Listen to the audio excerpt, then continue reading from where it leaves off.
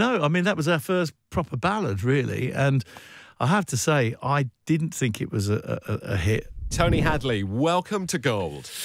Oh, what else can I say? Gold. Gold. Yeah, that's great. I'm surrounded by gold sort of signs. It's brilliant. Oh, I bet. You went to the Bahamas, to Compass Point Studios. Yeah. You call this work, Tony. Chris Blackwell from Island Records, who was originally the guy who wanted to sign us. He was the first one to put an offer in.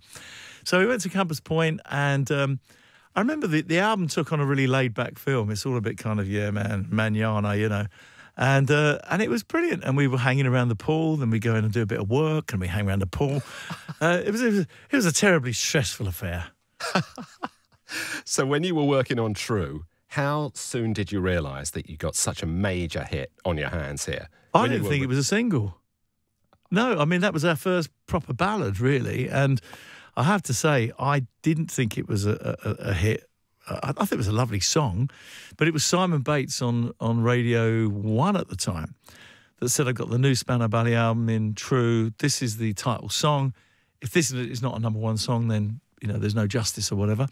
And he played it twice. And I thought, well, if Simon Bates said it's a #1, then I'll go with that every day of the week. Fantastic. And then it was big time for Spandau Ballet, and you were #1, as you said, in 21 countries, and you were touring everywhere, parties every night. Oh, chased we did by women everywhere. Yeah. And we had we had a good time. We were a young guy. I was 23 when I had my first #1. And I was also married with children as well. So I was the one in the band that I suppose in a way was the odd one out. But contrary to what people think, I mean, if you're singing every night, you cannot party. You've got to look after your voice. Yeah. So I'd have a couple of beers at the bar with the boys. They'd go off and party or whatever, and I'd be, sorry, guys, I've got to go to bed.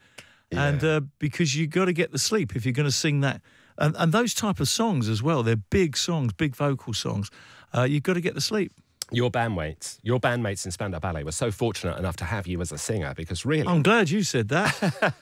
Because really your voice, you know, was the sound of the group. Everyone knew it was Spandau Ballet. That gave it that definitive sound. How much do you want? But it's true. On songs like True and Gold... You know, yeah, I mean, I had quite a distinctive voice. I mean, it started off being quite sort of almost Mario Lanza. It was quite sort of, you know, to cut long story short, if you listen to that. And then you get to True and it becomes a lot more softer. But I'm lucky that I had really good singing teacher in Pamela Dodds, and she taught me so well that's why I've still got a voice today. Yeah, whatever I sing... I mean, and I love... we always do a Queen song, for instance, when I'm playing live. I've sung Bowie. I've sung all sorts of songs over the years. I always sound like TH. I cannot... sometimes I don't even like the sound of my own voice, but I always just sound like me. Now, this year, it's the 40th anniversary of Band-Aid. I know. And you all turned up in the Bentley on the day. I was watching the film the other day, and I saw you all getting out of the Bentley. Do you know, I've never watched Live Aid. I've never watched the Band-Aid documentary. I tend not to go back and do that whole nostalgia thing. All right, but okay. I remember, you know, it was an amazing day, and my son Tom, who's now 40 and 6'6" and strapping lad, he was a little baby in arms at the time, and Paula was there as well, with a little baby, and so it was a real kind of, it was a family affair really, and everyone was turning up. There were no egos. As I've said many times before, it was a custard cream and a cup of tea and a sausage roll at lunchtime. It was a really laid back affair, and some of, you know, my heroes, well, a lot of my heroes were there on the day, and I always get a kick out of meaning, wow, fantastic to meet you, you know. I watched you at Live Aid, Tony. I watched it the other night, and I've got to say, I watched it on YouTube, and you guys were so together that day. I've never seen it. Only When You Leave. Wow, what a performance. Really? I've never watched it back.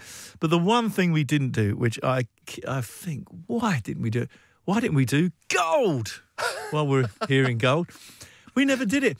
And I think the reason I remember, because it had lots of sort of orchestral dum, dum, dum, dum, dum, those kind of cellos and strings, we didn't think we could replicate that. I mean, computerization and sequences were at their infancy at the time.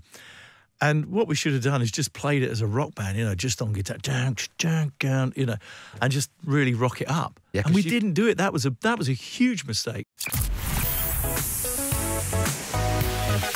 This is gold.